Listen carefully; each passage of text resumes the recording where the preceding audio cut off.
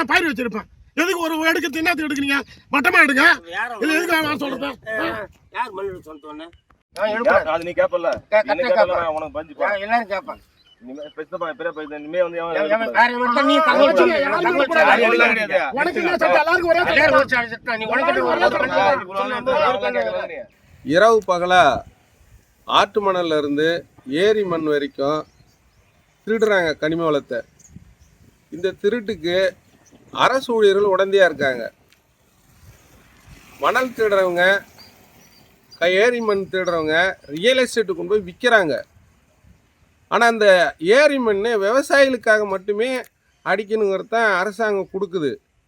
ஆனால் இங்கே இருக்க மிகப்பெரிய மணல் கடத்துகிற மாபியா கும்பல் திருக்கோயிலூர் பஸ் ஸ்டாண்ட் கட்டுற புது இடத்துல கொண்டு போய் காசுக்கு விற்கிறாங்க.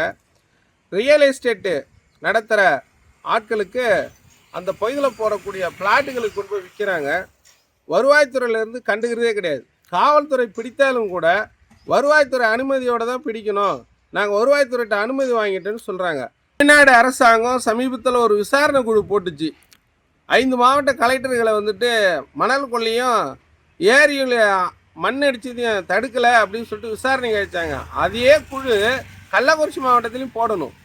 ஏன்னா நீங்கள் நேரடியாக வந்து பாருங்கள், கள்ளக்குறிச்சி மாவட்டத்தில் ரிஷிவந்தியம் தொகுதியில் குறிப்பாக ஒரு சிலர் மட்டுமே 10 லாரி 20 லாரி வச்சுக்கிட்டு கோடி கோடி கோடி கணக்கில் மணலை திருடி விற்றுட்டாங்க, ஏரி மண்ணை திருடி விற்றுட்டாங்க.